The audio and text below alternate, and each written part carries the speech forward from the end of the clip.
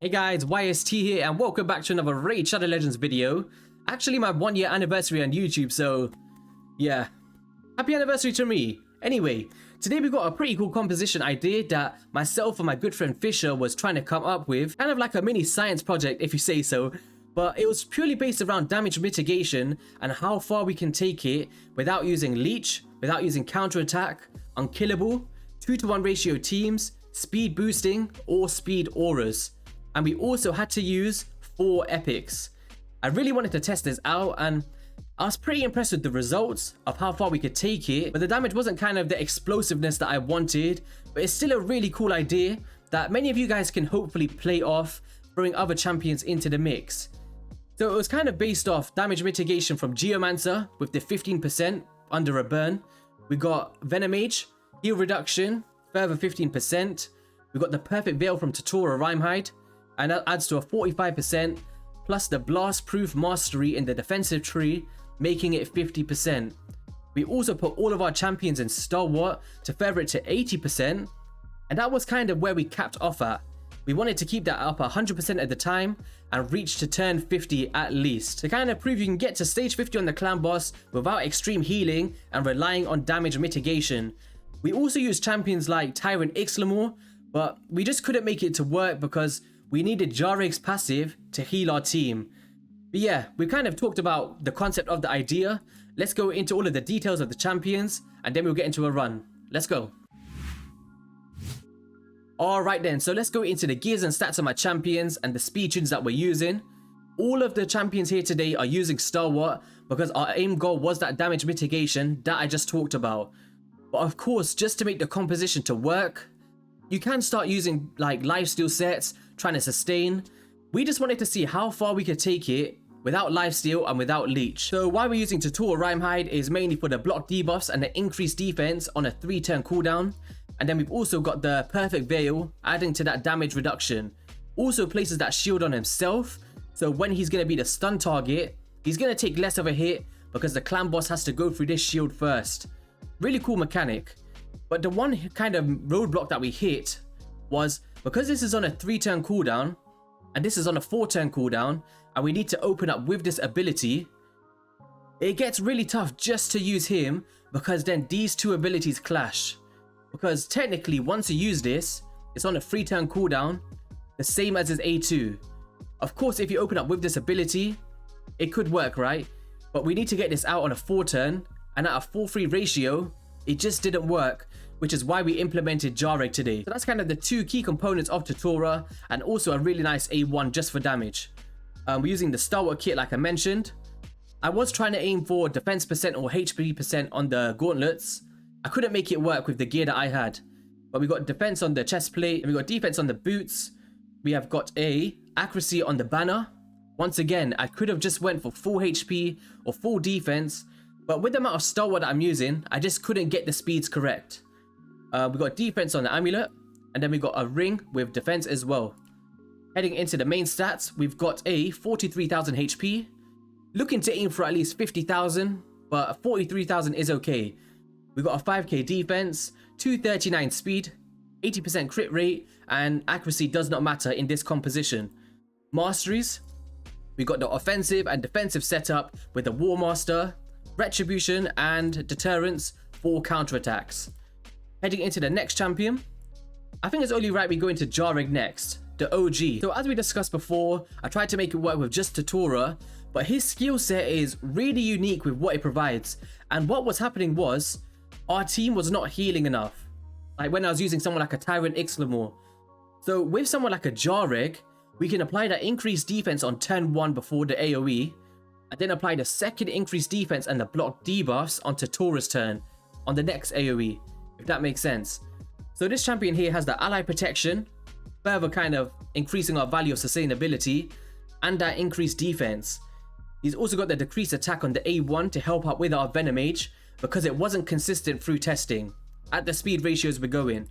We've also got the passive, which applies that continuous heal, which was really vital in making this comp work, because the only other heal that we had was literally Godseeker, and it wasn't enough. and also a really nice aura of 33% HP in all battles. And we got a 68,000 HP, 3.4k defense, and 241 speed. On the speed calculator, it did show that 240 does work, but it's all down to true speeds. I had to bump it up by 1 speed to make it work. And then we got a 42% crit rate and a 255 accuracy to land that debuff. Masteries, we've gone the offensive and the support tree to try and extend that decreased attack.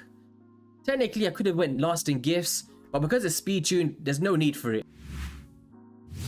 Okay, so next up on the list is Venomage, a champion that I recently built just for this composition.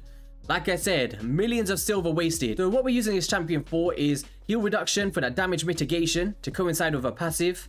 Enemies under heal reduction debuffs inflict 15% less damage. We've also got that A3 that places a poison, which allows her to place the decreased attack to help Jareg, and also a decreased defense to coincide with our Geomancer. Artifacts, we've got Stalwart again, and we're aiming for the same kind of stats: high HP, high defense, and this is where the speeds are really slow. 179 speed. This is really attainable for most players. 82% crit rate, 120% crit damage, and a 280 accuracy. Masteries, we've got the offensive and the support tree, trying to extend that heal reduction, because the more it's on, the less damage we're going to take. Next up on the list was a Geomancer. And alright, so what we're using Geomancer for is kind of two things. One is this A2, which removes all buffs from the target enemy, then attacks them. So when you're going against Affinity, he's able to strip that increased attack, furthering our sustainability. He also has this HP burn with a weaken that just places. So it doesn't matter about the Affinity that you're facing, you're gonna be able to get this up. We've also got the passive of Stone Guard, which decreases the damage all allies receive by 15% and deflects that damage to enemies under HP burn, which coincides with that Quicksand Grasp. A1 is pretty nice for decreased accuracy, mainly for Hydra, maybe some counterattack teams. Masteries, we've got the offensive and the support tree, trying to extend that HP burn and an extra chance on the weaken. So for the artifacts here, we've got a blend of Stalwart and also Perception to land our debuffs with the accuracy.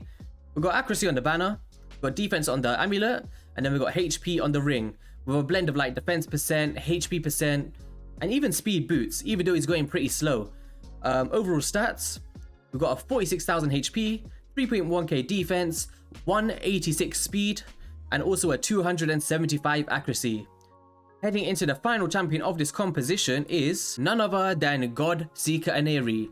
Welcome back to the channel, Godseeker. But yeah, really cool champion. She's mainly there to extend the block debuffs for Jareg and also TATURA RIMEHIDE, because they're taking extra turns than the other champions. And the last thing you want is to get stunned, right? We want to keep it affinity friendly. So we've got an accuracy here, not needed, mainly for the speed roll. We've got crit damage, and then we've got defense on the ring. Artifact wise, we've got like crit damage, we've got defense percent, defense on the boots. Overall stats on Godseeker is 37,000 HP, 4.3k defense, 180 speed, pretty much the slowest of the bunch, 60% crit rate, and a 200 accuracy. Masteries, we've gone for the offensive and defensive tree, trying to get some counterattacks to further our damage. So without further ado, let's go into the run and see how it's working and what other options you may want to use to keep it at a sustainable 2-key. Let's go. Alright, so we got Jareg in the lead, we've got Venomage, of course, for the damage mitigation, alongside Geomancer and TATURA RIMEHIDE. And then we've got Godseeker Aneri to extend our buffs. So let's get into the run. Okay, so here, you want to open up with the A2 ability, which is the ally protection. Furthering that, you want to put the Otherworld's Breach with the Veil on TATURA RIMEHIDE. And then because this is affinity, because it's an affinity friendly comp, you want to open up with this A2 to remove that decreased attack, or increased attack. And then you want to extend with Godseeker and follow it with a heal reduction on Venomage. Then you could just do an A1 here with Jareg, and then a block debuffs with TATURA RIMEHIDE. From here, pretty much auto, but I like to delay the burn of Geomancer just for one more turn, because it kind of syncs better in my opinion. But of course, if you're going up against Void, you can open up with the burn, and you don't have to worry about using the A2 at all. But that increased attack is definitely going to hurt you when you're trying to survive as long as possible. So I hope you guys see the value of the damage mitigation here.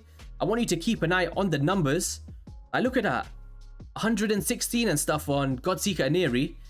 But stay tuned towards the end. Let's see where we can get and talk about options to make it better. Let's go.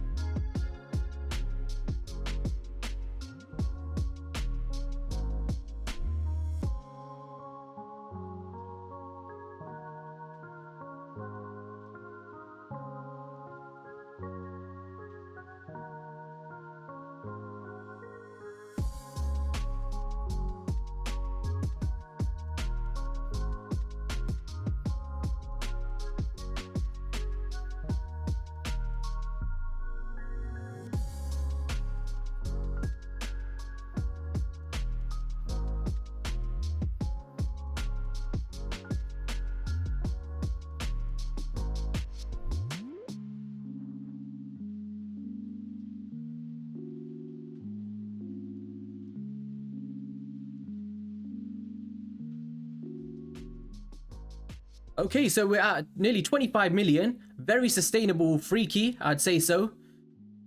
Look at this, guys. If we had Leech, we would have easily got to a 2 key. But of course, the main kind of test for this composition was damage mitigation and the value of it. So I hope I could showcase that today. But yeah, I've tested this around 6 to 7 times today. Around 20 times in total. Every single time, 25 to 30 million, apart from the Force Affinity. It is affinity friendly, but of course we've got a lot of magic champions here. And I just wanted to throw in this bit here because this was our aim goal, and that was reaching turn 50 plus with this team. And you can see here on the Void Affinity earlier on today, we got to turn count 51. Of course, against the affinity, it dropped off a little bit early, which is okay, but the damage is really similar. Okay, so how can you improve this team?